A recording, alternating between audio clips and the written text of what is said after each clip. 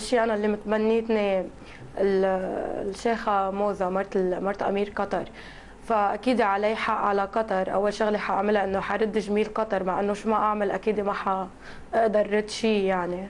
وبعدين حرجع على لبنان بلد الثاني، وبعدين إذا صح لي أكيد حرجع على فلسطين. صحيح اللي قلته إنه يمكن هون ما بيكترثوا كثير مثل العالم الغربي، بس أنا عم بتعلم كرمال فيد بلدي، كرمال فيد البلد اللي أنا تربيت فيه وعشت فيه، واللي البلد اللي أنا من دمي يعني.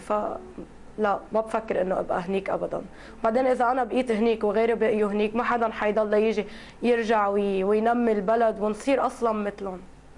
طيب، بالعكس انا بشجع كل إقبال، ربما لا يتوفر لك في العالم العربي المعامل والمختبرات ومراكز البحث أو فرق البحث المساندة للعلماء والمتفوقين والنابهين ليحققوا أحلامهم بالكلية. هل تفكرين يوما في استكمال دراستك أو استكمال دراستك في العالم الغربي في أي دولة من الدول المتقدمة في الطب؟ هلا نحن بس خلص، انا هلا طالعه رابع سنه وبعد لي سنتين بخلص طب. نحن بنقدم بالجامعه على اختصاصات برا. هلا انا عم بدرس دكتوره، وبعدين بدي انقي مثلا جراحه او شيء، فاكيد نحن بنقدم بالجامعه لبرا على امريكا. بس انا عم بقصد بعد ما اخلص اختصاصي وارجع. يعني انا كل امنيتي بالعالم انه ارجع وساعد بلدي واحكم العالم الفقراء يعني لشو عم بتعلم اذا ما بدي ارجع على بلدي؟ طيب شو ما يكون متوفر لي إقبال، هنيك. قلت يوما إن من أحلامك أو من أهدافك من دراسة الطب أن تكشفي للعالم كيف توفي الرئيس الفلسطيني الراحل ياسر عرفات. هل ما زال هذا الحلم يراودك؟ طبعا اكيد، انا على طول بفكر شو بدي اعمل لبلدي وشو بدي اعمل لشعبي، وهي وحده من الشغلات اللي بدي اعملها وان شاء الله حتصير.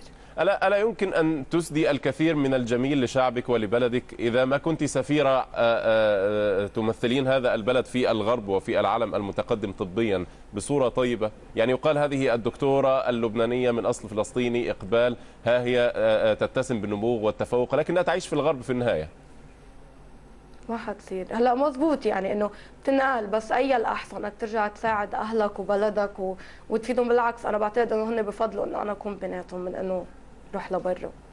طيب إقبال، سيدة وفاء، هل إقبال هي الطفلة الوحيدة أو من نسلك؟ هل هي الذرية الوحيدة النابغة بهذه الصورة، أم إن لديك أبناء آخرين اتسموا بالنبوغ والتفوق في دراستهم؟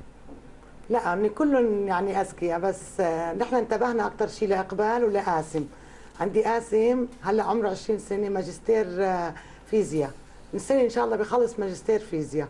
وعمر ورشا شاطرين، بس نحن كانوا قطعوا الوقت، يعني ما انتبهنا لهم مثل ما اقبال وقاسم كانوا صغار يعني. نعم، قلت إن هناك شقيق لإقبال يدرس الفيزياء وهو متفوق في هذا الأمر. ما عمره الآن؟ هلا عمره 20، ان شاء الله السنه بيتخرج ماجستير. هل لديه طموحات لإكمال الدراسة في العالم العربي أو يسافر إلى الخارج إن لإكمال؟ شاء الله، إن شاء الله. إذا هلا هو عم بدور تجيه فرصة منحة إنه يسافر يكفي برا إن شاء الله الدكتوراه، يعني هو مستحيل يوقف هلا عالم، هو ناوي يكفي. بس هلا إن شاء الله عم بدور على فرصة تجيه منحة أو تجيه سفرة لبرا لحتى يعمل الدكتوراه. طيب إقبال، بالنسبة لك من خططك للعمل في المستقبل أن تعودي مرة أخرى إلى بلدك الثاني لبنان وتزاولي مهنة الطب. هل لديك علم بأن الفلسطينيين في لبنان، اللاجئين الفلسطينيين في لبنان، ممنوعون من مزاولة مهنة الطب؟ مزبوط، ايه عندي خبر. طيب ماذا يمكن أن تفعلي إزاء هذا الأمر؟ هذا الأمر معضلة قانونية الآن، ماذا يمكن أن تفعلي؟ هلا شوف، يعني اذا كان عمري 12 سنه لما تخرجت، ومن انا وصغيره بحلم انه اكون طبيبه، ما حاجي وعارفه كنت عارفه انه ممنوع اشتغل دكتوره بلبنان، ما حاجي اوقف عند هالموضوع لدمر كل طموحاتي وكل احلامي وكل العالم يعني كثير هلا في عالم ناطريني لصير دكتوره تساعدهم، وكثير عالم متاملين فيي ومتاملين مثل بعالم ثاني. ما حوقف عند هالموضوع. يمكن من هون لخلص انا لاربع خمس ست 10 سنين يتغير شيء، يعملوا لنا حل. وبعدين اذا انا ما طلعت دكتوره وغيري ما صار وما عمل، اذا ما عملنا يعني كادر دكاتره ومحامين ومهندسين، مين حيتحرك؟ يعني اذا انا ما تحركت لقضيتي انه قعدت وصرت معلمه مثلا اعلم بالمدرسه. يعني صحيح اقبال، انا اقدر لك هذا الحماس، لكن هذا الحماس يمكن ان يصطدم بمعضلات قانونيه وسياسيه اكبر بكثير من مجرد او اكبر بكثير من مجرد ان يعالجها هذا الحماس. ماذا ستفعلين حينئذ؟ اللي عنده طموح ما في شيء بيوقفه، وانا طموحي اني اصير دكتوره وساعد كل البشريه بغض النظر شو هي جنسيته للواحد، وحكمل. يعني ما حيوقفني هالموضوع السياسي. قلت لك انا اللي بغير، مش يعني انا اللي بغير البلد، مش نظام البلد هو اللي بده يغير. سيدة وفاء، ممن ورثت إقبال هذا الحماس أو هذا الإصرار؟ يعني شو بدي اقول لك، يعني من بيها ومن امها. بس هن بيقولوا يعني ان الفلسطينيه اذكياء، يعني بيها فلسطيني لانه عرفت لي، واللبنانيه اذكياء، بس من الله، هذا كله شيء من الله.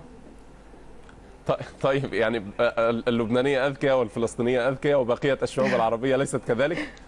بلا على راسي وعيني، بس